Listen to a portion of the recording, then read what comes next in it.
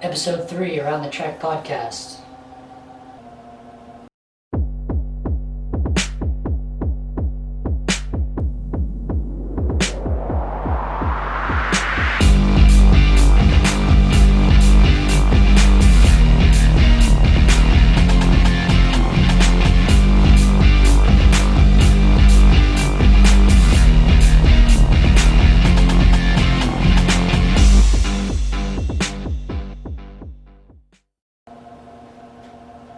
Welcome back to Around the Track podcast, the Everything Running podcast, where we discuss current news in the running world as well as controversial topics and other topics that have to do with running in general.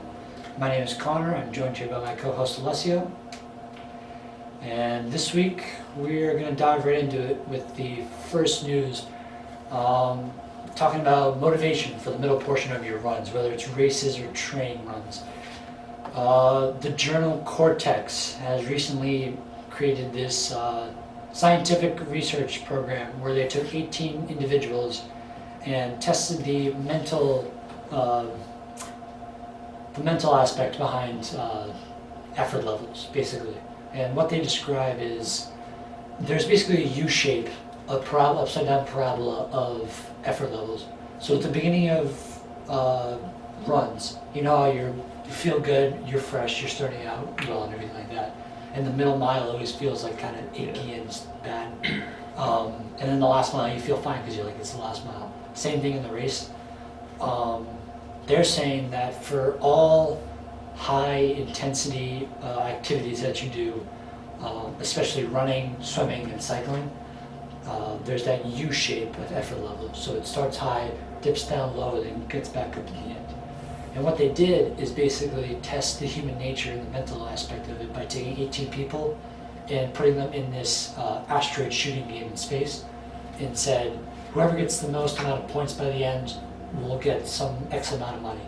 So what they typically saw was people were like shooting fast, trying to destroy as much stuff as they can in the beginning.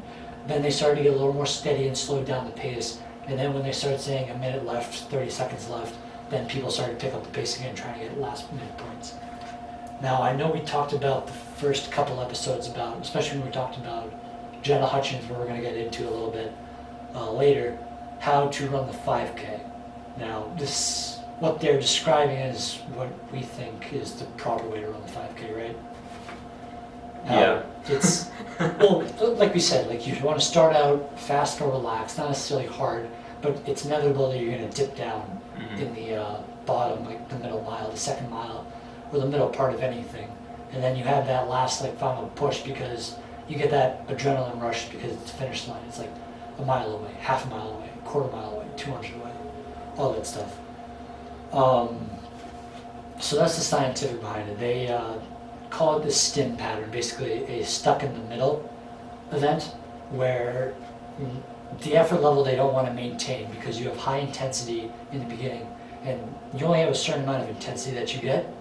So it's very rare that you're going to maintain that intensity for the entire portion of the activity that you're doing, especially if it's running and racing and stuff like that.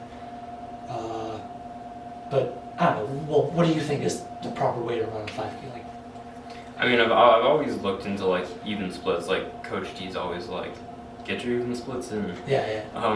And like if you look at, especially like this year in the pro races, they introduced the light up rail that basically follows the correct pace exactly to like the even split. And so like if you look at Joshua Cheptegei's 10K record, like every single, like I think his last 8 laps were all within like 1/10 of a second, because they were like divided evenly to get in the world record.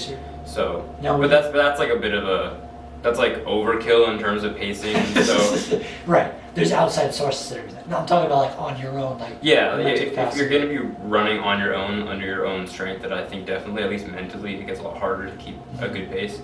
It is possible if you're really experienced and you just know what the pace feels like, especially when you're at a certain exhaustion level. Yeah. But definitely, like I know me personally, like as a freshman, like my splits were everywhere in the mile. Yeah, I know. Like today, just for an example, two of our freshmen, Paul and Adam, they ran miles, and I think Adam, you can definitely see the progression. He did 72, and then he did 79, 83, and then came back down to 79, which you would say is a really good, well-paced race, because he went out fast and relaxed. He dropped back to his like normal pace. Third lap, which is typically the hardest lap you can do. Didn't really run too fast. It wasn't his fastest lap, but then he was able to come back with that adrenaline rush at the end and come back with a faster split than his third lap. Right, and I definitely like the halfway point. You always realize like, oh crap, I have to do this again, and that's kind of, I don't know. A lot of people in the 800 at least say that like the 400. The 400. So like that third 200, so 400 to 600 is like the hardest point of the race for me. It was always like the third. Like you hit 300 meters coming down the backstretch, or like you're coming up. You're not even halfway there yet, and you're just like, man, I have to do this again. But no, definitely in the mile, like No, the that 5K, third lap. because I know you said Coach D always stressed about even splits. Mm-hmm. Do you think he was talking about halfway through the race and the end of the race? Because I think this is mostly talking about, we'll split it in 3 segments, the beginning, the middle, and the end. Mm-hmm. So the first mile, the second mile, and the last 1.11 miles. Right. Do you think that that correlates more to this? Because I know, because if you think about it, you could always go at a fast pace in the beginning. You're still going to have somewhat of a fast pace, but you're settling down in the first half of the second mile. The second half is going to be like slow, but then you're also going to pick it back up. So if you split that second mile in half and adapt it to the last mile, the first mile, you're going to probably coincide and get a pretty even split. Right, that makes sense. I think Coach G typically just means like the mile splits in general. Yeah. That's just like the most common split. But I guess if you are doing like a 2.5K split, I can see where you're coming from in terms of that. I think theoretically like the most efficient way to do it is just to like run as evenly as possible. Yeah, I mean that's every runner's dream. But obviously that's just really hard. Right. Like my indoor mile in January, like one of the reasons I like indoors because you get 200 splits. Yeah, I like that too. But like my indoor mile,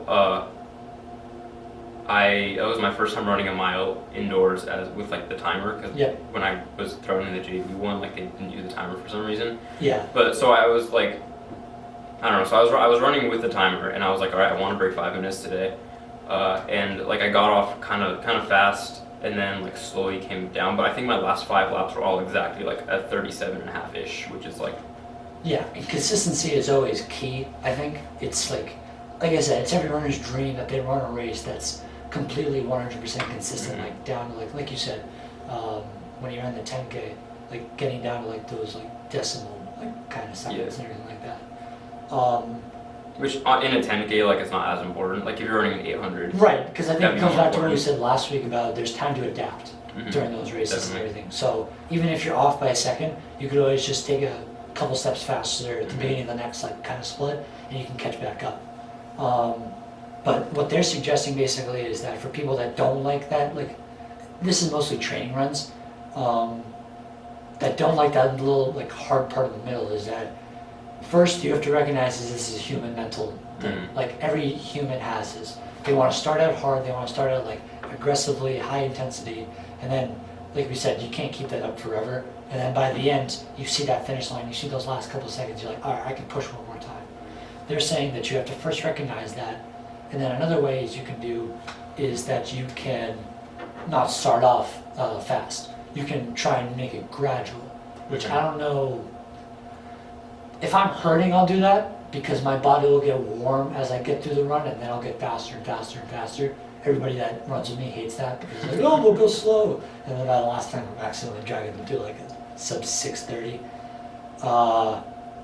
But what do you think about that kind of tactic? Starting off slower on purpose and gradually building up speed and intensity. So I'd say more of a actual like straight line kind of graph instead of a parabola.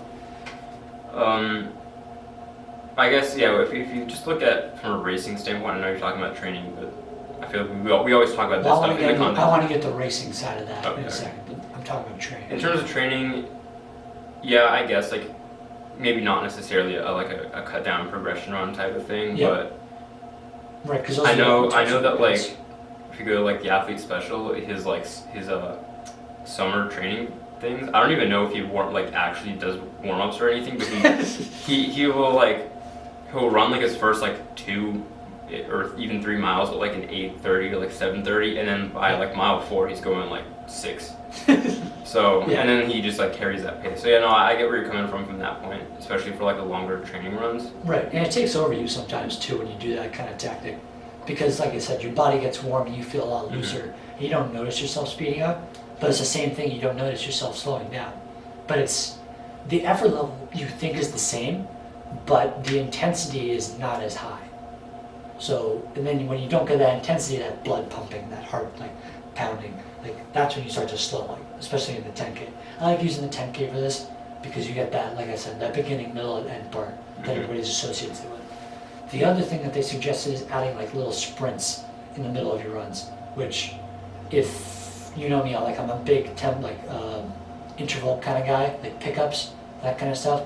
I think running like a good training distance, 5 or 6 miles, and having 10 to 12 pickups in like 30 seconds, 45 seconds, that's a great way to train your body to deal with your heart rate speeding up, and then jogging for 2 minutes and trying to like maintain a high heart rate, and then trying to basically like, without racing, make your body go through the work that it would have to go through a race, breathing, heart control, and everything like that. What's your point on that? Like your opinion on that? Yeah, I've never really tried it myself, but I've heard that, at least from other aspects about like form and stuff, like putting in some faster segments, just like taking a second to stop and then do like a few strides or something, can like really help your form, like because like if you run and just you go, I feel like it's the same thing with form. It's just the mental aspect. You just kind of get in the groove, and then like your form starts to break down a little bit if you're just not used to running. If you're trying to like improve your especially form, for when you're example. getting tired in that like. Exactly. Yeah. So like, typically, running faster promotes a little like better form. So that's why people have said to do like strides in the middle of runs to kind of just like remind your body how to properly do the form. And I know that on another note, like that Jack Daniels book, if you look at his early training plans, there's a lot of strides. They're like 3 times a week, and there's like sometimes in the middle of runs you'll do like 6 to even like 10 strides at the end of a run. Right. And it's just to kind of like get your legs going a little bit and like loosen up and stuff. But that's also with form, what you were just talking about. All those strides is focusing on form, especially in the beginning of the season. You want to stress like good form, because that's how people can lose energy, because they're using too much and they're not being efficient with their energy when they run, basically. Yeah, and you don't want to like change your form in the middle of the season. Yeah. I guess if you're like ramping up mileage, it maybe could be another stressor on you, but it definitely is like, I'd say probably better than doing it when you're doing like your peak workout stuff, like your hardest stuff. That would just be like another form of taxing on your body. So. Right. So that's for training runs, and they suggest that you can try this in races too, but my opinion is that you can't really run a race with a slow start, right? Yeah. That Jack Daniels book like says like, oh, it's better to like not kill yourself in the beginning. Maybe go out like a second or two slow. Yeah, fast, like a little bit. Yeah. Obviously not excessively slow, but either excessively fast. So. Yeah, you have to find that happy medium. You just have to be like aware of your pace. If we go back to that mile I ran indoors, I use this a lot just because there was a lot of pacing involved, and I'm honestly like, even though I didn't break 5, I'm really proud of how I ran that race. No, it sounds like you ran it very well. Like the last 3. Yeah, no, I opened like maybe like 35, and that's with the extra 9 meters. Okay, so I guess it was probably a little too fast then. Yeah, no, but like that's what you want. I'm saying, like in that beginning of the race, you want that extra like boost to get your muscles already working, turning over. Yeah, no, and I remember I was seated second for that race, and so like the moment the gun went off, I remember just like JB was on my right because he was third, and this Newton South kid was on my left. I remember like fuck everybody. I shoved them out of the way. Elbows, it was straight. Elbows come in training. Yeah, no, literally the moment the gun went off, I went out of the way. But. Yeah, so that one, I think my problem with pacing that was just because I wasn't aware of the pace adding up. Because we were ahead of pace. Yep. And with every lap, you got a little bit closer to like the average target pace. Yep. The only problem with that is that if you go out in 35 and then you're starting to creep towards the like target pace, Right. that means that your overall split is slower than the average pace. So I didn't understand. realize that until after I'd already like gotten slower than the target pace, and by then I couldn't recover. And so Yeah. so I think that's just the problem with like going up too fast and slowing down, that sometimes you slow down too much. Right. No. Vice versa I was is about to say that too. Yeah. my 800 at Frostoff, I went out way too slow and then tried to gain it back in the second 200 Yeah. and then just didn't have the energy to That carry hurts. it. Yeah. So yeah, definitely the happy medium is really important to find. Yeah. No. I think this research and whole like study is very good. I don't think it's any new knowledge. I think it provides a more simplified version, the U parabola and everything like that, like the breakdown of it and how it's a mental thing. I think it's definitely something we've all experienced. Oh yeah, of course. If you haven't experienced this, you're really not running or training or racing correctly. Like that's not to knock anybody down. You're just I probably don't have enough experience. But as far as racing and competing, I don't think that these tactics that they give is the best way to approach a race. But that's not on that one. Next, we're going to talk about Emma Wilson, who is a sophomore at Huntington University, which is in Indiana, and she made her debut 10K, and she ran 32:38.5. Now she did have two. Wait, say that again? She ran for a 10K, yeah. She ran 32? 32 as a sophomore in college. Oh, in college. Okay, I thought. Oh no, yeah, this is high school. This is Okay, I was like 10K as a sophomore in high school. No, sorry, 32. sorry. Like that's really good. My apologies. You didn't hear me say Huntington University? I'm sorry. I'm totally spaced out for a second. Huntington University, Indiana, sophomore, Emma Wilson. She made a debut in the 10K. This actually past Saturday at the 5-dime athletics meet. She had 2 male pacers, so that obviously probably helped her a little bit. But the thing I want to talk about is that the record before she ran this was 33 minutes and 33 seconds, .33. So 33. One, pretty cool. But it was set by an Oklahoma City University athlete last year in 2019. But Huntington University is an NAIA team. Her freshman year, she ran for the University of Indiana, which is a D1 program. Is that the Hoosiers and like Bloomington or something? Yeah. So this is a recap, but also I want to talk about dropping down and how no matter what division you run in, you can still compete. You can still drop down ridiculous times. You can still do very well. Like I think DJ from the AV coach, he mentioned this. He said you have to get, for high school kids, you need to get the thought of running D1 out of your head. You're going to end up where you're going to end up if you actually want to run in college. But if you want to run in college, you have to love the sport, you have to love the training, and you have to love competing. Not winning, not progressing. You have to love competing. Because I've seen highs and lows and just stagnance from college kids. Like Ben Trentinella, great example. He was mediocre to good in high school for our cross country and track team. He stepped into college training, he blew up. Like we've all said, this last summer when he trained, he was an absolute animal when he trained, literally. And now he's a machine. Yeah, he was like literally, he was running like 13-mile long runs. He didn't do that in high school when you ran with him. Yeah, no, not to mention that like he started doing track. He did it only in the winter, his junior year, and then was gonna do spring his senior year and got canceled. So he never has run a spring. An outdoor season of track. Yeah. So, but like this past cross country season when he ran, I think he said he did a couple of time trials for his team at Union College, which is a D3 team. He ran well. He PR'd immensely. I think he said he ran sub 17 or close to my time. I think it was around 1640, 1645, or maybe sub 16. He ran, I want to say 1652 or something like this spring. Yeah. But I know he definitely did faster. Time trial by himself, but this is with his team and everything in season training. Right. Not close to me, 1631 officially, but not to knock you, Ben.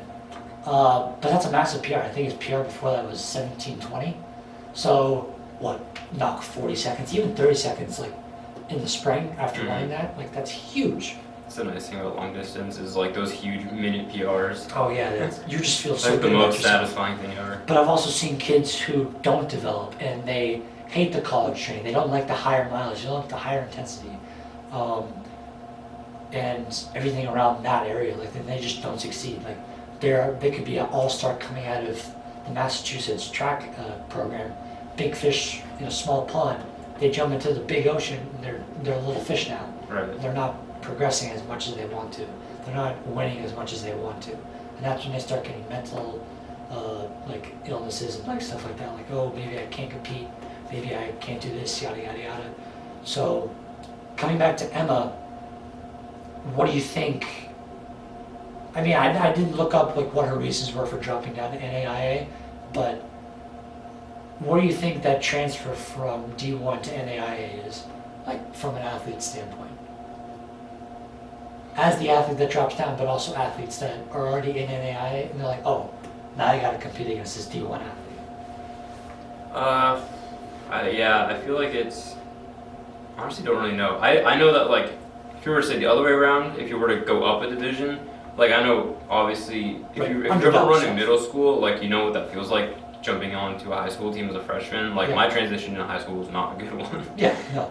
And I'm sure that like for anyone going from high school to college is gonna be the same way. And so I imagine it'd be similar to going from high school to school from to level. like D2 to D1 for example. Yeah. But yeah, definitely going down would be an interesting scenario. I'm not really quite sure. Because I don't know. How do you feel about that? How would you? Because do you still have that killer instinct attitude? That's my question. If you're dropping down, are you just gonna be cocky and say, "Oh, I just dropped like 3 divisions. I'm with kids that aren't even like doing anything for their training, yada yada. I'm just gonna go do little to nothing, and I'm just gonna still kick their ass." Or, I feel like it depends on the person, obviously. Or do you still be like, "I need something. I need to prove myself. Okay, maybe I'm not good enough for this D1 team. I wasn't top of this D1 team, but I'm gonna be number 1 in the entire league." Yeah, maybe they just wanted, maybe they were like really set on a title or something, or they just like really just fell out of place in D1. It could be education reasons, like education by far comes first. If she thinks Huntington University had a better education for her, by all means she has every right to do that. Yeah, and that's kind of like what Nick Simmons did, is that he wanted to go to Oregon, and then they turned him down because they got all the clout and stuff. Yeah. But he ended up going to this thing's falling. Small D3 school, right? Yeah, I'm blanking on the name. It's like right. It's also a W, I think. I know it, and I'm blanking. Whatever. But he also. Willamette. That's what it's called, Willamette University. But yeah, he said that the reason he chose Willamette was because they were like so focused on education. They're like you're going to be a good athlete. He ended up like getting like multiple NCAA titles in D3, but they were like you're a good athlete, and we're going to make you a really good athlete, but definitely like education first. Yeah. No, for sure. And like I know my college like journey, everything like focusing on where I'm going to go next year. Bryant's, I went and toured there sophomore year. Like the coach gave me a tour, and the one thing that he stressed is that here at Bryant we want you to succeed academically. We have, I forget the exact number. I think it said 2 hours of just study hall with just the team. We have our own like tutors that are helping you like constantly. I forget the exact time. It was 2 years ago, but he really made it seem like they're there to like help me succeed academically before athletically. Like athletically, I'm just there. That's why I'm probably getting in. I'm getting these extra like motivators. But another one is Springfield. They, by far, I think have one of the best programs for stuff that I want to go into: physical therapy, health sciences, and education too. And I talked to the coach too. She stressed it as well. Like, we're here, like, we make our running schedule around your academic schedule. We're never going to tell you you have to skip this or you have to push this class back because track is at this time. If need be, one of the coaches will go out and watch you run laps around the track or coach you or whatever for like a couple strides, something like that. But education comes first in this like whole thing. So. Yeah, and that's the whole idea of like the amateurism, I guess, in NCAA. Why they're so adamant on like not making any money while you're in it, because like it's supposed to be secondary to you get the education. evils and everything like that, greed, fame, and everything like that, which aren't bad motivators, but when you're going someplace where you can better yourself for your future life, I think that should be the top priority is academics. Mm-hmm. Yeah, then if you want to get into like pro level stuff later, then like that's another story. But Right, but you probably already have you're your going to sights on college to get an education. Yeah. And so then if like for example running, and you end up like popping off and then going and then going pro, like that's your own decision. You go from there. Yeah. But yeah, I don't know. I was listening to the M. Abrahamson's podcast with Sinclair Johnson, who ended up going pro a year early, but she was still going to college. And so she was just saying like, oh, I'm sitting in these classes and have professors like, in a year you guys will graduate and have to go find a job and get real life. And she's like, I'm already a pro runner Yeah, and I'm sitting in class. So right? Yeah. so like in that case it's a little different, but Yeah, like no, of course. that's the exception, not the rule. But anyway, getting back to like the whole other thing, I think it's more taxing on, because like I said, it was a minute. She beat the record by 32-38 from a 33-33. Was that like a division record or something? Yeah, division for NAIA Yeah, record. okay. Are like people from each division, when kids drop down, are they saying it's unfair, or I don't know how you would approach that? Like, would you say? I don't really think it's unfair because like the division's a division and anyone can join a division. Right, that's true. That's like saying I don't know. Say like in nationals, if he's someone who could run like the championship time, Yeah. runs emerging elite, like sure it might be a little unfair, but at the end of the day, it's just a race. Like Yeah. who's to say that you are too good for this? Aside, I mean, okay, maybe it's different from like a 4:15 miler. If say the standard is Yeah. like 4:15, you get like a 4.0. But at that point, you probably wouldn't be dropping down to NAIA if you're doing that. You probably would be getting Right. some kind of financial backing to run at the school to get an education too. That's like, it's a slippery slope on each thing, I think. Like, because at one point you're a good runner, but if you don't want to go to school, you have every right not to. But I don't know. It could be, each situation is different, each person's different. But that's just my quick like spiel I wanted to talk about. But congratulations to Emma, like her debut and everything like that. She ran absolutely phenomenally. That 32:38 is really, really good. And the last story that we're gonna have today is, I know we talked about her a lot in the first podcast, but Jenna Hutchins, I'm sorry, we have to. She broke Caitlin Tui's other record of the 5K on the track. The new 5K track for female athletes in high school is now 15:34.47. Previously held, like I said, by Caitlin Tui in 2018. She ran 15:37.12. I mean, we like. I wish I could have seen that live. But quick stats, we're just going to review this really quickly. First mile, I think we said this, she could probably easily break 5 for that first mile. She did. 4:56. It's sad. For myself. Not for her. For myself. Yeah, of course. We'll get there someday. For individual mile, let's see. We got this. And the second mile, still under 10, 9:59. So that's a 5:03 for the second mile. Crazy. So that's sub 10. That right? is something, yeah. And then she finished the last 0.11 at about 5:35-ish. So that's about a 5:01 Sounds average. Yeah. So obviously it's probably a little slower the last mile because she had that massive kick. But like, those are just some crazy times that she threw down. Yeah. And it's like, That's impressive. it's very impressive. Do you know what the old because Caitlin Tui's record was set indoor? Do you know what the old outdoor record was? Because I'm pretty sure that one was an outdoor I one. do not know. All I know is that this is the new U20 outdoor 5K record. Caitlin Tui's indoor record was set last year. This is her outdoor record that she set in 2018. Okay, I didn't know she ran one outdoor. Yeah, so she ran one in outdoor in 2018, and this was hers. Because I remember when she ran the indoor one when we were freshmen, so like 3 years ago. Yeah, I think she broke that again last year, I'm pretty Okay. sure. So she has a different record for indoor, but yeah, 2018 she ran an outdoor one. She ran 15:37, but now it's 15:34. But this is actually her third record this year. Jenna, like 3 weeks ago we talked about cross country record and everything like that. But I didn't notice in August she set the junior national class record in the 3200. running 9:49 at the Music City Distance Carnival. Like, she has an absolute future ahead of her. Like, I wonder if she could throw down now, because like that's not much slower than what she. it's not. It's She only went 10 for the- seconds for slower. the- yeah. It, the little behind the story, we got a little more information. I just found out her mom is, sorry, not her mom, her coach that she's been working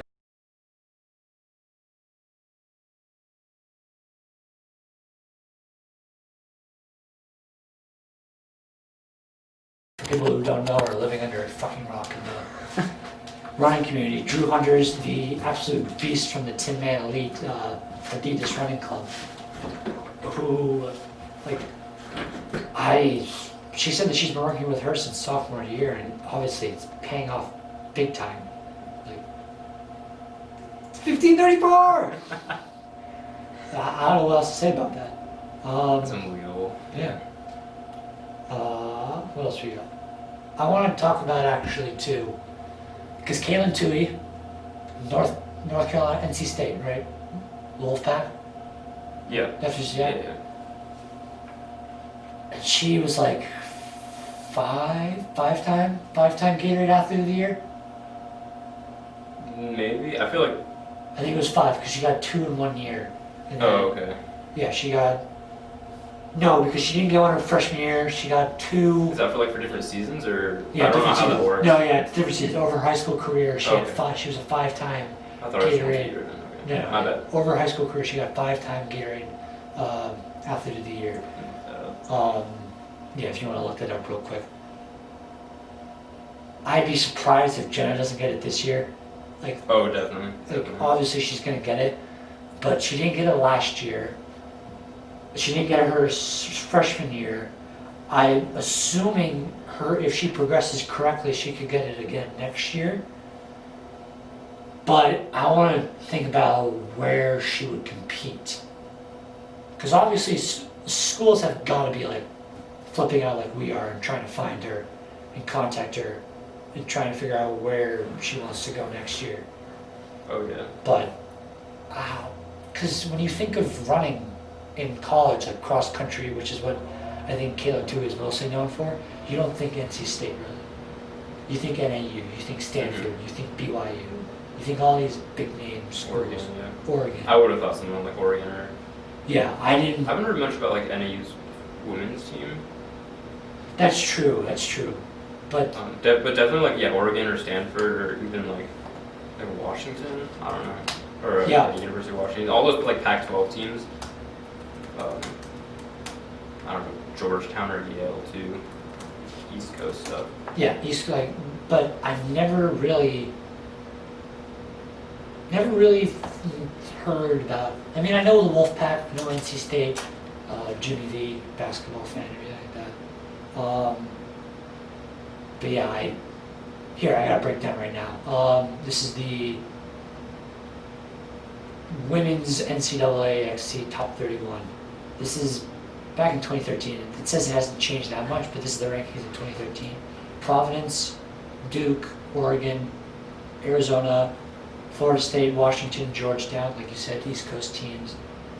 Arkansas, Stanford, Villanova, Michigan State, Michigan, Oklahoma State, Cornell, Butler, San Francisco, Minnesota, Notre Dame, William Mary, Penn State, Florida, Vanderbilt, Texas, BYU, NC State. They were top 30, but it's just surprising. Maybe it was money motivated, maybe it was, like we said, academic motivated, but I want to, because I don't know what the strengths. It also is just like how you vibe with the team. Like a lot of people will just like go around to teams, and if they're like, oh, I really felt like I belonged here, then they'll go there. So, like regardless of the clout that comes with it. Yeah, because I can definitely see like some cultures on some teams being like hardcore, like we're here to like win, we're here to train, we're here to like get shit done. NAU, BYU. Mm-hmm. I'd be surprised if they had a lackadaisical kind of culture on their team. But I don't know much about NC State too much, so that's just my really only question I'd ask if I was asking Jenna, like, what's her process right now looking at? She's looking at West Coast, she's looking at East Coast. maybe a few trips. She want to go. She want to go track mostly. She want to go like cross country. She want to focus on that because obviously she can compete in both. But I know I'm questioning if I want to do both cross country and track, or if I just want to stick to track because of the training types and flip flopping back and forth. But, Right.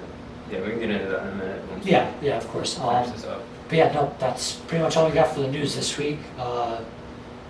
Training and racing, and how you can adjust, how you feel during those high intensity workouts.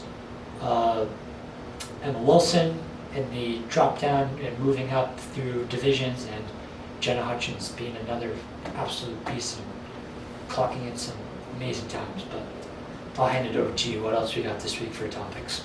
Yeah, I guess on that note, we can talk about, we kind of touched on even splitting.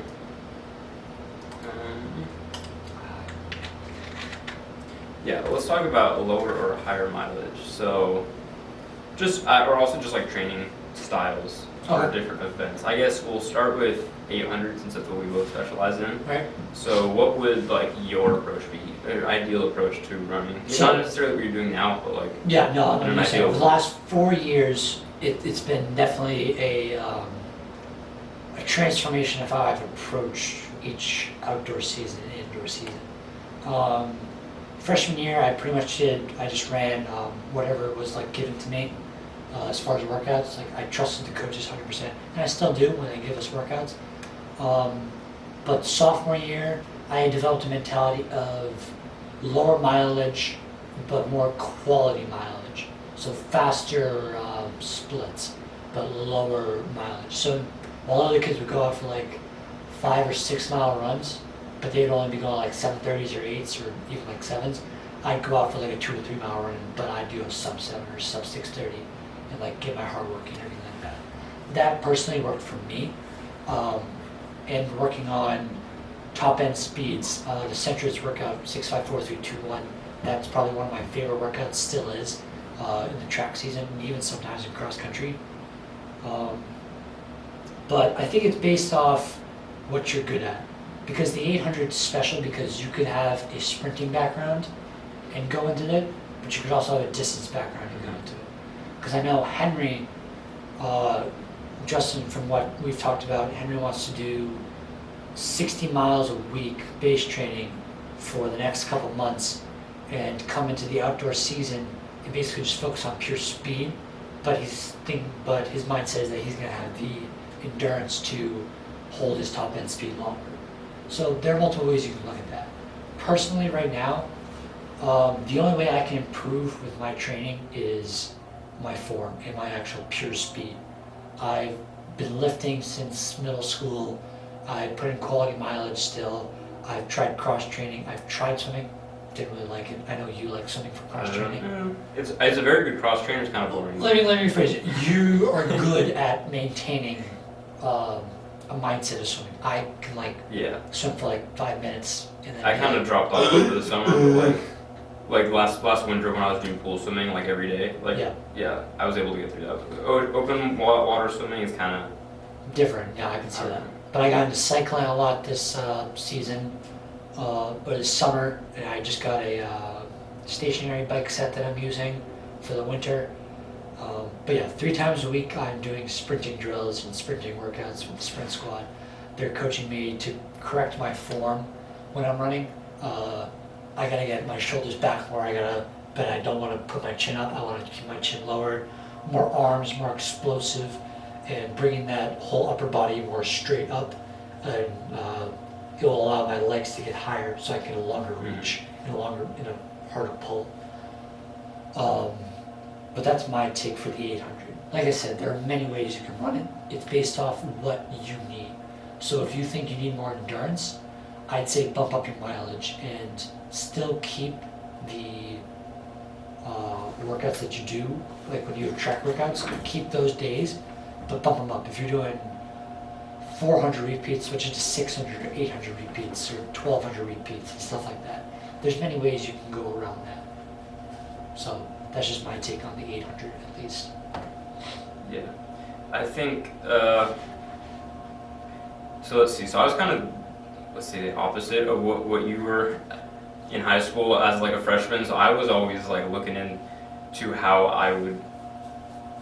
one would train for it, because the way it was always split up before, like earlier on in our high school careers, it was like sprinters and then like distance. Yeah. And there was kind of like a gap for 800. Like 800 was just kind of like a thing you did if you ran the mile. Yeah. Well, you also had an indoor. We didn't really have like the mile to mile group and the 800 to mile group. Right. Didn't really. But I didn't do indoor, but for like the last 2 years or whatever, I could see within the distance squad, they split it up mile, 2 mile, they do certain workouts, 1,000, 600, they do certain workouts. But there's also 600 runners from the sprint squad that just go in when they don't want to run the 3, but they're not fast enough to run the 55. So, like I said, that's where it comes in, where you can have different backgrounds, but it's all about how you train for what you're lacking in. Yeah. So, but did you want to get into other ways of training as far as like distance events? Or since we're both 800 I really meters? should plan more for these to be. I literally have like one bullet point that says lower or higher mileage. Okay. Yeah, sorry, I forgot about that. Yeah, I mean. Yeah, so I still believe in lower but quality mileage. Other people I know, like I said, Henry and Justin, who we run with, they're big on doing like long runs in the double digits. Henry just did a 9-mile just training run today. Justin has done the last 2 days 7 miles. He just did 6 today with us. It's all about what you feel comfortable with. Right, like if your body can handle lower mileage, and like why are you even having Yeah, that yeah. debate with yourself? Yeah, like I know Caleb Strayer. We did a joint practice. He's a runner from a different school, Active Bucksboro. A very talented runner. One of the fastest and strongest kicks I've ever seen. We did a joint practice and we broke off, him and I, from the pack in the last like mile or two, and he's just like, "You want to go?" I'm like, "Yeah, sure." We ran like sub 6 for like a mile or something. I believe it was sub 6 or something like wicked fast or anything. And he was just all like hyper and everything like that. I'm like, "Oh, that was good." He's like, "You want to do another one?" I'm like, "Another one?" But he's also has higher mileage, so there's multiple combinations of how you can do it. I know Ryan Oosting, famous Massachusetts runner, runs in Stanford. He only did like 20-mile weeks. Like Yeah, those they're mileage. I don't know if it was flow tracker miles, but their workout Wednesday, the coach was like, we're by choice, we're a low distance or a low mileage Yeah. program. Yeah, and So- he thrived off that Yeah. also. I mean, I feel like you got to be a little smarter in terms of how you do things with lower mileage, obviously, because like you want to get the best bang for your buck for that. Yeah. With higher course. mileage, and you want to just be smart with higher mileage, with not to like burn out or overdo it Yep. in like terms of like injury risk I think if too. you're doing mid distance and you're doing lower mileage, you focus on your track workouts and speed workouts like tempo runs and Definitely. pickups, and on your mileage days where you're just running distance, you really use that. Unless it's a long run, you really use that as a recovery day, and just to build up endurance in your Right. your aerobic tolerance and everything. If you're in the higher races like mile, 2 mile, 5K, I'd say you do the opposite, where the track workouts and tempo days are more tune-ups to get your body adjusted to that kind of speed, but you go faster for your training runs to build up again a higher tolerance for your aerobic tolerance, but over longer periods of time. So I'd say shorter workouts, track workouts, so you can get longer runs while still keeping like that low mileage. What would you consider low mileage, by the way? What's the cutoff you'd say between lower and high mileage? I'd say probably like, I mean, depending on your level, like In general, If- we'll say high school. We'll say high school. yeah, for high school, I'd say probably around 30 miles. 30. Okay. Anything to like, once you hit 40, I'd say that's like middle-ish mileage. Anything above 50, and anything up towards 50 is like high. What about college?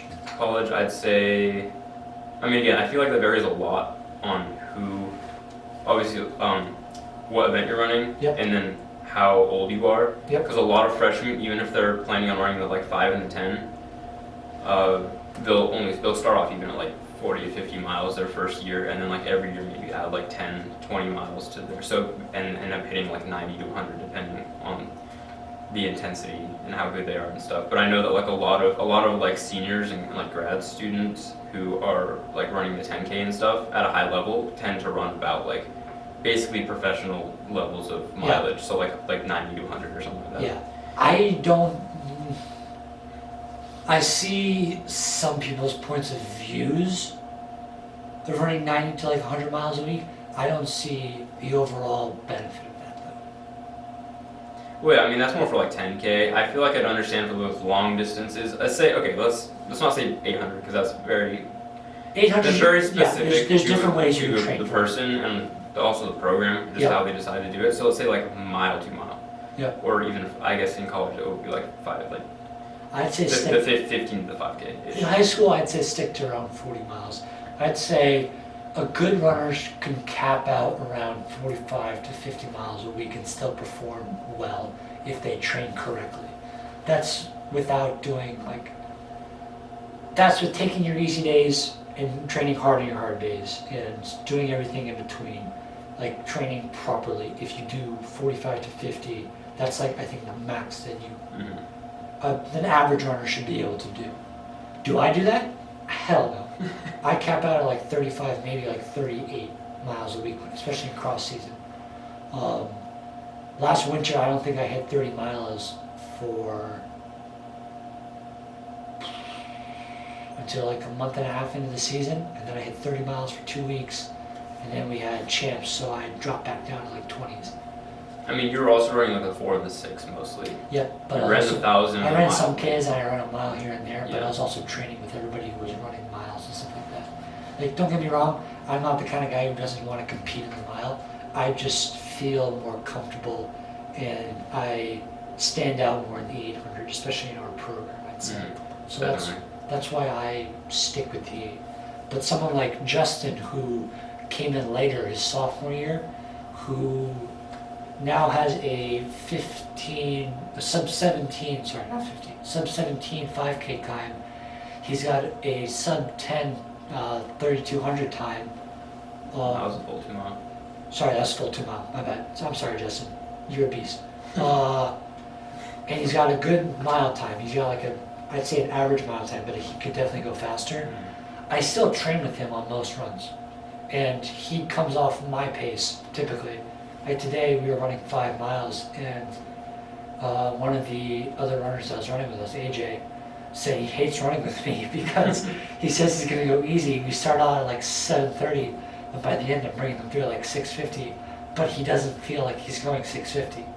No, I remember that when we were in Maine. Yeah. He was just like, you guys are going so fast. But he doesn't feel it because it's just the environment that you're in. That's why I like training with people, especially with different groups, Yeah. because there's different perspectives and whatnot. I know you can't really speak too much about running in groups because It's been a while since I did that. crippled and everything like that, but you can definitely talk Someday. about like cross training, like lifting. I know you have like probably sheets and sheets and like research you've done about lifting. I'm not kidding. I've seen like the bands and stuff you've done. Not necessarily like, oh, I'm gonna like squat 350 or whatever. I'm gonna deadlift 200, like, but strengthening muscles, not building muscles. Like, how about that? We'll go into cross training now. You want to do that? Sure. So you have more a little more experience about this than I do, but in terms of strengthening your muscles in that kind of aspect of competing, what's your opinion on that? What's your like personal experience? Like how to get the best benefit out of it or something? Yeah, Or, and what's like, the what best should you way? be What's the best striving way? for? Yeah, what's the best way to do it? What you shouldn't do, what you should do, what to look out for, stuff like that. I guess for strength training, what I had been doing was like getting out of the mindset of like low weight, high reps, just like trying to get something a little more middle ground. So I started doing like heavier squats and deadlifts, so like past body weight stuff. But it was like three sets of 5. Okay. Although you got to be a little careful with that because I hadn't done that since March. Like I got really strong in March, but because I started off like really low and then I would add 5 pounds every day. For every time I'd lift, and I would lift like 3 times a You week. squatting every day? Every day. Every day, no, like three times a week. No, I'm really lazy when it comes to keeping track of like push, pull, legs, whatever day. Yeah. So I literally just do like squats, deadlifts, and bench, and then like a few other free weight stuff, like 3 times a week, which probably is a little more than you should, but it worked for me back in the winter. I mean, well, that's too much. What do you think the proper I did start hitting a plateau, like right before things shut down. So I think definitely if you start realizing you hit a plateau, especially like my deadlift, I really was like. I hit 165 for my deadlift, and I was like really struggling on that last set. Like I literally, like I was putting it down on the fifth rep, like the last one of the entire set, and I like dropped the bar halfway down. My forearm just couldn't anymore. But yeah, no, I think definitely like if you want to split it up, so like arms and legs, and and like 3 times a week ideally. So you're doing like legs twice 1 week, and then arms once that week, and then vice versa the next week or something like that. That's probably ideal because you don't want to do things like every day. Like last May, I was doing a lot of strengthening my lower leg like every single day, and I was doing like literally 100 reps of ankle inversions, which is just like you bring your camera can't see my foot, but you bring your ankle in because I was trying to strengthen the inside part of my leg. Yep. And that definitely did strengthen a lot. And I think because that was more of that's a different kind of strengthening because you're trying to reactivate an atrophied muscle, whereas you're like squatting and deadlifting higher weight is more for just like general strength, just improving what you already have. Whereas physical therapy is more about rebuilding what you've lost, what should be there but isn't there. And also that was a more targeted muscle group, obviously with the TheraBand. Yeah. Which is what PT is for. It usually targets one specific muscle that you're lacking in to kind of help you along. Whereas squats and deadlifts are more of a compound movement, I guess. Yep. To just build general strength. Especially deadlift is like, people say it's like workout for everything, which... Yes and no. If you do it properly, it should focus on mostly your back. Right. Yeah. And obviously, you will fill in your legs because at the end of the day you are standing up, but it should be a back workout overall. Yeah, and also like anything, if you're splitting force between multiple muscle groups, it's obviously going to have a less overall strength, or the overall strength on your body is going to be greater, but what's the word I'm looking for, like the targeted strain on a specific muscle will be less, if that makes sense. Yeah. Because your muscles are all working together. Whereas if you isolate one single movement to a single muscle, obviously that one muscle is doing all the work. Yeah, no, 100%. That's why it kind of bothered me how when went to physical therapy for my shin splints, he's like, you are going to do squats and deadlifts to fix your shin splints. I mean, like never did any lower leg strengthening stuff, which I knew I needed because my feet and stuff had gotten really weak. Yeah. And I always told him, like, I think we should do calf raises or something, just at least like touch on the lower leg. And he's like, nah, deadlift is the way. So, and that's also another school of thought and very depends on the person. Yeah, and from my we're not going to get into that yet. Well, we can a little bit because I was about to say my internship. From all the therapists that I viewed at the clinic that I'm at, they definitely approach everything differently. Mm-hmm. There are therapists that like to do more manual work, so the massage kind of stuff and working the muscles out and loosening them up. Others like the more exercise work. And that's what physical therapy is, though it's a combination of the two. Right. You were talking about the IR, the ER extensions in the ankle. Mm-hmm. We saw that in a patient, and like you said, it's targeting one part. There's this one patient who had a total rotator cuff replacement, and she's like using like a 1 pound, like the weights that you see in like the little videos that you see people jumping around like they're like pom-poms and sweatbands around their wrists and stuff. She's literally lying on her side with the rotator cuff that is injured up, the good one lying on the table, and she's literally just at a 90-degree angle rotating it up, keeping her arm at a 90-degree angle and pushing up. And then she's at an exercise band, she's pulling or she's pushing, trying to maintain, like just work the muscles that are like a part of that whole thing. So I can see your point is doing calf raises, but if it's shin splints, your calf's in the back. I think his approach would be overall strengthening in all of the muscles overall in the leg. Right. Because shin splints is also due to lack of strength in the muscles above. So like your ACL, PCL, all the muscles in your knee, all the muscles in your thigh, all the muscles in your hips. It's basically a domino effect. Once you do improper movement or form, on just one thing, that could trigger just a chain of events that can later cause pain. And then your body eventually realizes, okay, something's wrong. I'm going to send a message to the brain, this hurts, you need to stop. Right, and that's why a lot of people need to realize that sometimes something that's hurting is, you need to remember that what is hurting is the effect, not necessarily the cause. Yeah. One great example of that is plantar fasciitis, is that a lot of people have pain in the heel or like the lower part of their, or the very bottom of their foot, Yep. depending on where it is. I've had both at different points in my life, but a lot of times plantar fasciitis is because of lack of strength in like the calf itself. That then, because the calf muscle goes all the way down and wraps underneath the plantar fascia and stuff, and so if that muscle gets weak and tight, then it tends to tug on the plantar fascia. So a lot of people will like roll out their plantar fascia and like, why is my plantar fasciitis going away? Why does my heel still hurt? Where You need to be rolling at your calf is the problem, because your calf is pulling from above. Yep. And then causing the plantar fascia to inflame. And so, it could be a similar problem with shin splints. The problem with shin splints, in my scenario at least, is that it's been very difficult to pinpoint what exactly is the problem. Yeah, shin splints is a very broad diagnosis when it comes to pain in like that area of the leg. Mm-hmm. So yeah, it could be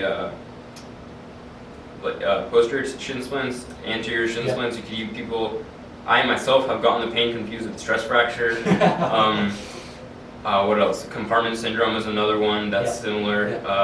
And then tendinitis of like the posterior tibialis, which is the tibia. I forget what the exact PTSS or something like that. Yep, I think that's what Which it is is. very similar, but it's not quite the same. Right, because you're actually not getting the pain in like the shins. It's just the muscles that are on top of the shins are inflamed. And that's where you're feeling the pain and everything. Yeah, and then like also people, some research suggests that shin splints are like fractures more in the bone itself in that area rather than the muscles themselves, and that's where I think the calf strengthening train of thought comes from, because there's research that like a larger calf correlates to a lower probability of getting a stress fracture, and so stress fracture is obviously associated with the bone. So if you're getting less stress fractures, that means your bone is probably stronger, or at least there are less forces impacting it or whatever. So well, the thing about fractures and breaks in bones is that the doctor's going to keep x-raying and scanning you and everything like that because he sees the break in the x-ray, but then once he sees that it's healed and it's whole,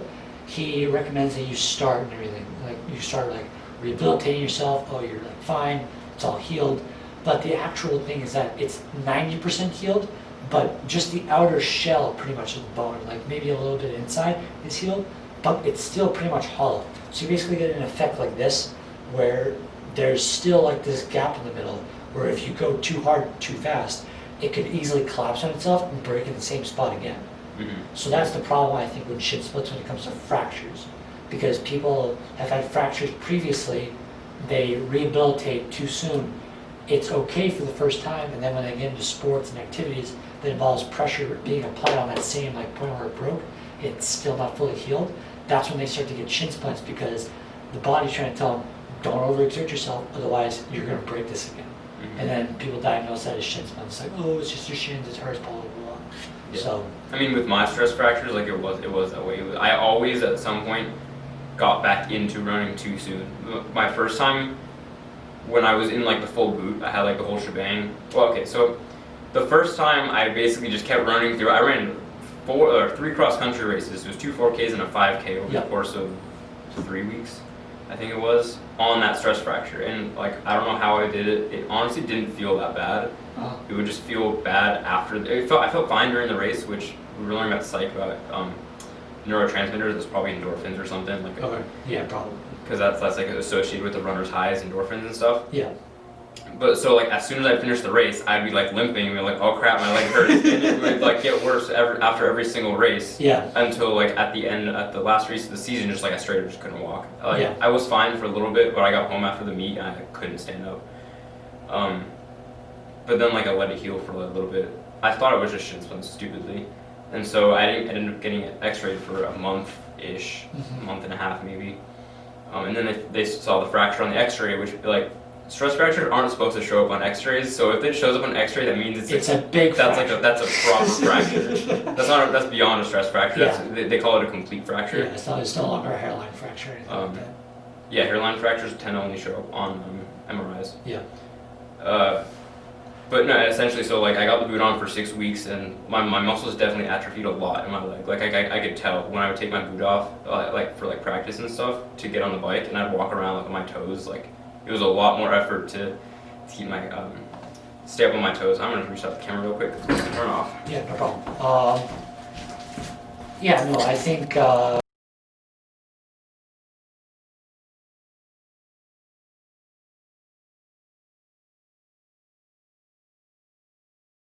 How did we get on this topic again? I have no idea. We're talking about strengthening. Yeah, strengthening. Sorry. Yeah. So.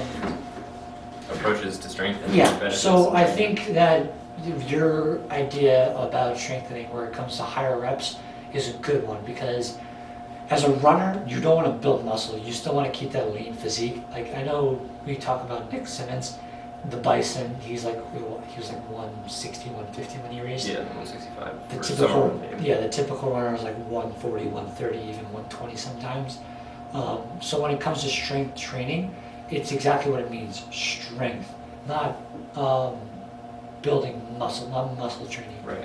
I mean, there's a certain degree to muscle. Like you want some amount of muscle. muscle. You want muscle, but at the end of the day, you want to be able to strengthen your muscles so that they can push off harder, endure more, and basically benefit you without and go through more physical torture without hurting, slowing you down, breaking, all that stuff. Right, it's a happy medium you're talking about. Like my physical therapist, he was like, oh, if you're worried about putting on too much weight from muscle, like, I mean, because I was always like pretty light, so pretty light, but like I used to weigh just like less than most other people. Part of that was just because I like wasn't eating enough to counteract all the calories, and that was why I got my second stress fracture.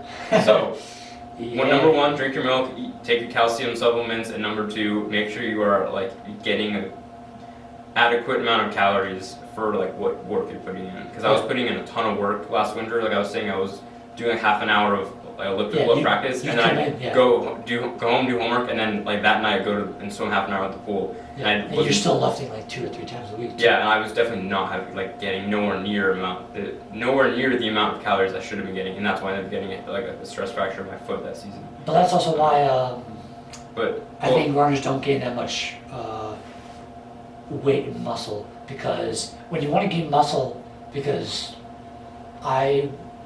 looking into it, thinking about it, like if like stuff doesn't pan out or whatnot, basically you need to like up your calories. So you're already upping your calories already when you're running because you need that energy. But then throw in lifting too. You need to throw in certain types of calories, proteins, carbs. You need some fats and everything like that. So that's where like the actual muscle building gets into. So that's why runners don't really worry too much about gaining like muscle mass and gaining weight, is because they're basically just eating to fuel themselves. They're basically putting in carbs, which is just fast burning energy that isn't really going to give them weight or long-term effects, basically. Right, yeah, and like your body will naturally adapt to whatever you're doing. So if you're running long distance, your body is going to optimize itself to run long distance. Yeah. But the point my physical therapist was trying to make is that he was like, don't be too afraid if you put on like a few pounds of muscle, because like the benefit you gain from that for running will help more than staying like a little like really light. But obviously again, like you don't want to start putting like bodybuilding, putting on like 20 pounds of muscle for distance running, because that's really not going to help you in the long term. Like a little bit of muscle, just so you're at like a healthy weight. Because I was probably a little too far underweight just because I wasn't eating enough calories to counteract what I was burning. So at that point, your body's kind of struggling to get by, and then like I don't know, your muscle and your bone density go down, and then I heard from Ray Rivera on the Athlete Special podcast a while ago. He said that if you're not like if you get at a certain caloric deficit, your body actually like I don't know how extreme this is, how extreme of a case like would trigger this. But your body will go into like a survival mode of sorts, and basically hold on to the fat that your body has, and so like you won't visually think that you're like in a caloric deficit when like in reality, the solution he said would be to actually like up your caloric intake, so your body can be like, okay, I can break down this fat and trust that that you will feed yourself in order to keep the calories going. No, did you remember learning about? I don't know if you guys learned about this in middle school. Or even I think freshman year, We're talking about the fats and the lipids and everything like that, the carbs and like their purposes, amino acids. So they showed us this video of this guy who wanted to swim across the English Canal. And for the swim, he actually put on about 20 pounds of just fat. So he didn't look athletic at all. Like he lost like his leanness, his like tight abs and everything like that. He gained like, not a beer belly because it wasn't beer, it was just like an increase of just fatty foods. And by the time he was finished the swim, he lost about, I think they said he lost about 18 pounds. That's nuts. Because all the carbs that you eat while you're swimming, because the fucking English Canal is like huge, it's a long ass swim. But all the carbs that you burn from the food that you ate depleted immediately, so the fat is the long-term stuff that you're getting, the energy that you're getting from. So that's the stuff that you're getting that's going to maintain it. So back to what you said, where it breaks down the fat that's built up, the blubber basically that's within you, and that's turning it into energy. Which is why runners typically have to carb load the night before a race, because they don't have the time during the race or the like body mass to break down those fats, because they're already lean as they're going to get. Right, and that's why like marathoners have to take gels or like Gatorade or something while they're running, because you're gonna hit the wall. Yeah. Because like 20 miles ish is roughly where your body that's like the maximum your body can store within itself at one time. But I was gonna make a point about the calories. I don't remember what it was. What time are we at right now? Or 105. 105. I think we can wrap it up now. I got a topic I want to talk about next year because I'm getting riled about this. It's about race weight. Because unless you want to get into that real quick right now. I mean, while we're on the topic of calories, you could mention it when we've got time. Yeah, we can mention it. We'll get a little bit into more, but it comes back to my personal experience I want to talk about mainly. Last year, cross country was my most successful year running cross country. I started out my time at basically 4 seconds slower than what I PR'd the previous season. And I kind of maintained that whole speed the whole season. And I peaked perfectly at the first championship race, our dual county race. And I appeared by like 30 or 25 or 30 seconds or something like that. And I stayed around that time for about the next 2 or 3 weeks as we were running races. But what I noticed is that, and this was also other stuff going on, like I wasn't really sleeping well. I was getting like an hour sleep, 2 hours sleep the night before races. I wasn't eating too much because of stress, because I knew if I ate something I was going to throw it up. So by the time I made the All-State race individually, I was down to 129. My average body weight for the last 3 years since freshman year has been 137. So I lost about 8 pounds in like the course of a season, and I slowly did that. But I ran my best race when I was at 129, and on like 2 hours of sleep. Like I didn't get a PR, but I placed 47th at All States, and I felt like really, really strong and really, really good. Now, granted, the next morning I woke up and I had like cramps everywhere in my stomach, and I like ate everything in the house. And like I didn't have to stress about anything anymore. No more big races to for like another like month or two. But I think race weight is something that you shouldn't focus on in high schooler. But if you're an elite runner, I can definitely see why it benefits you. Definitely. But we can get into that a little more next week. But thank you for tuning into this week. I think we're going to wrap it up right there. Yeah, we'll wrap it up right here. This has been week 3, 3rd episode. Remember to follow us on social media, Instagram, Facebook, Twitter. If you're listening to this on Spotify, please give us a follow. We come out on every Wednesday night. And if you guys have any questions, keep DMing us, keep suggesting topics. Next week, I think we're going to start reaching out to people to get some interviews and get their opinions on some of this stuff. So we can start getting into that sort of content. But yeah, let us know how we're doing. If you're liking this, let us know. If you want us to improve on anything, let us know. But thank you for tuning in this week. We'll catch you next week. See you later. See ya.